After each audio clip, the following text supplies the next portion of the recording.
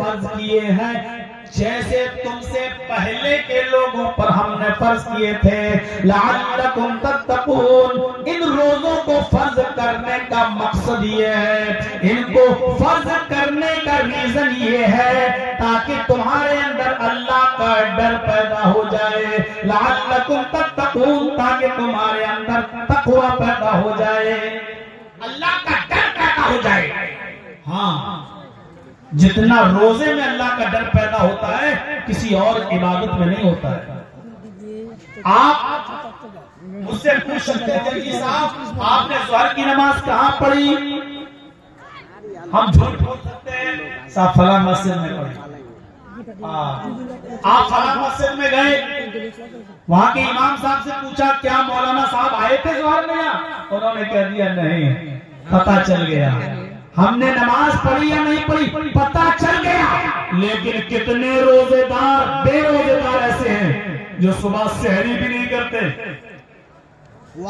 रोजा भी नहीं रहते, लेकिन आपके साथ बैठकर रोजा इफ्तार करते हैं, खाते हैं पीते हैं और हमें पता ही नहीं चलता कि ये रोजे से है या नहीं है।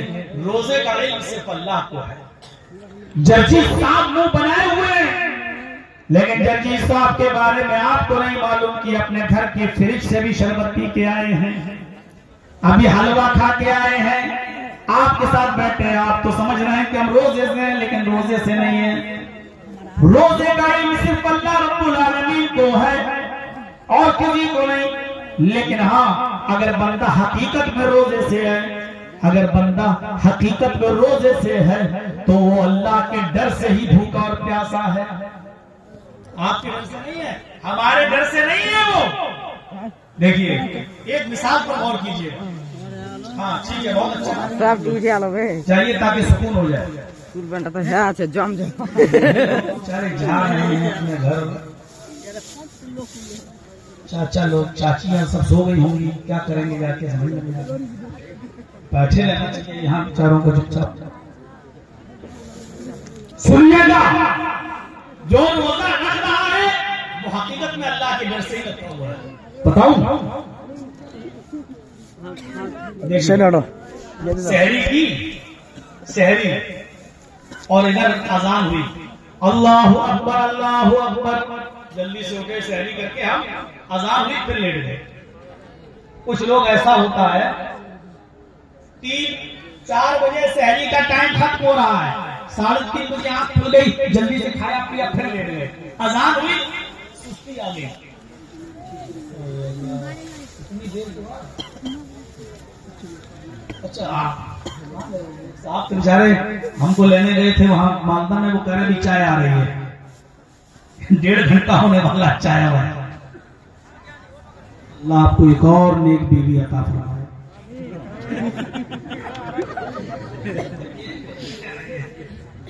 सही दुआ है ना?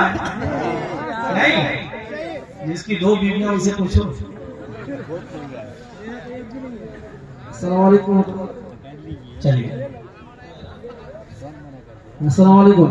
বলছিলাম যে আমাদের বর্তমান মাদ্রাসা ছাত্ররা দাঁড়িয়ে থাকবে, আপনারা যারা যারা ইচ্ছুক আছে দান দেওয়ার জন্য আপনারা অতি শীঘ্র দিয়ে দিবেন। আমাদের মন আছে আপনার কাছে দান চাইবেন না, তিনি বক্তব্য রাখবেন, যার জন্য আপনারা যারা দান দিতে ইচ্ছুক তারা দিয়ে দিবেন। हमें बंदा बुझते पारबेन किंतु बोलते पारबेन सब समझ गए। दान वान दीजिए, मौलाना के हाथ में दीजिए दीजिए, वो सब समझ, लेकिन बस बोल नहीं पाते।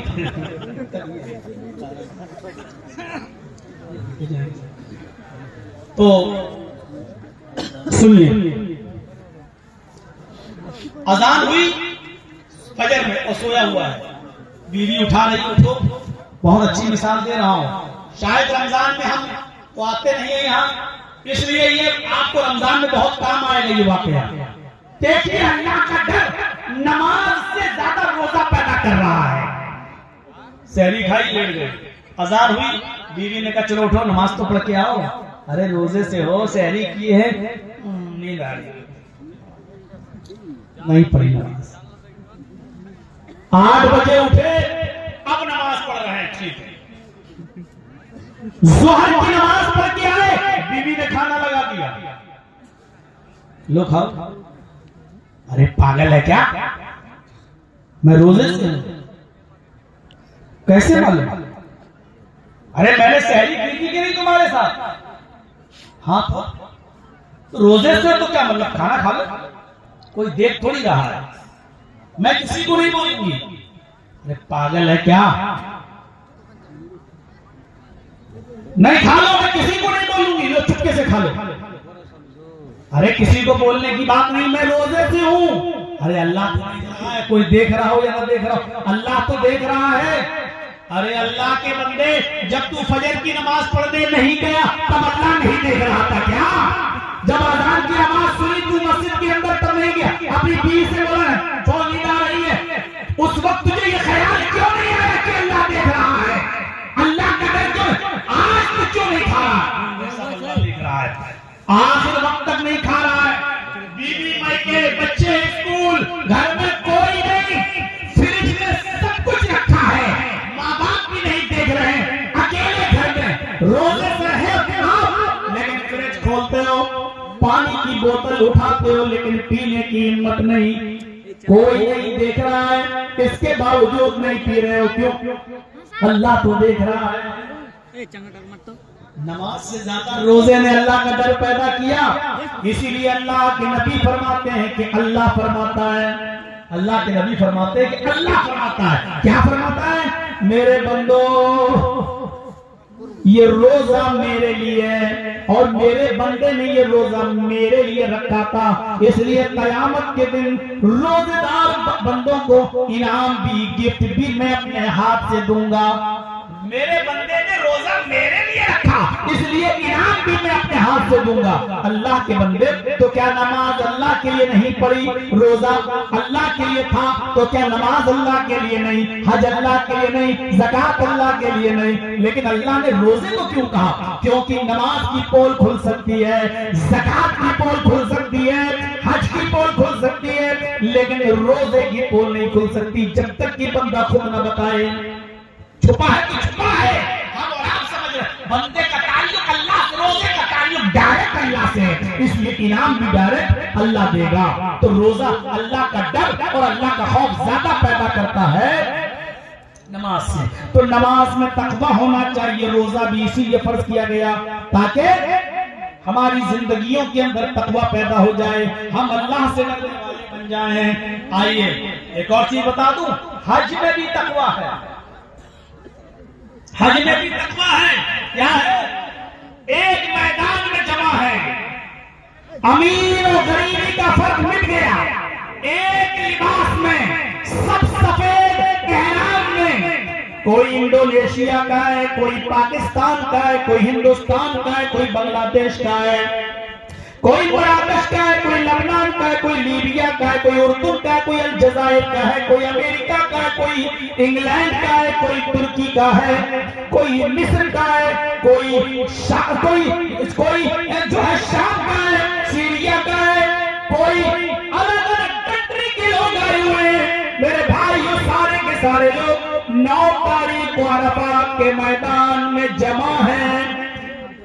जिस साल मैं हज के लिए गया था अपने वालिदैन को, अपने माँ बाप को लेकर, उस साल 40 लाख की भीड़ थी, उस साल 40 लाख की भीड़ थी। अब नहीं मालूम कि भीड़ में कितना इजाफा हो रहा है। 40 लाख का मजमा, नजर डाल रहा हूं तो मैदान महशर नजर आ रहा है और सब एक जबान चीखते हैं, लब्बैक लब्बैक अल्लाहुम्मा लब्बैक ला शरीक लक लब्बैक। ये लब्बैक क्या है?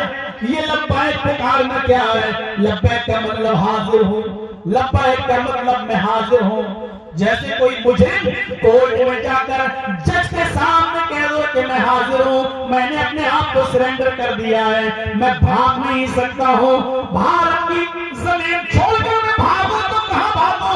ये जमीन हमारे लिए छोटी पड़ गई है। गवर्नमेंट ने ऐलान कर दिया 10 दिन के अंदर अंदर अगर सरेंडर न करे तो शूट कर दो, उसको गोली मार दो। मेरे भाई जरा गौर करो, एक आदमी है मुजरिम में कोर्ट में आकर शरण लेता है, जज के सामने कहता है कि मैंने अपने आप को हाजिर कर दिया।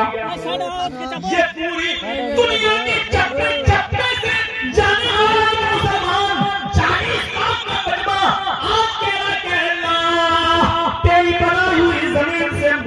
करके भाग नहीं सकते हैं, हम अपने गुनाहों का बोझ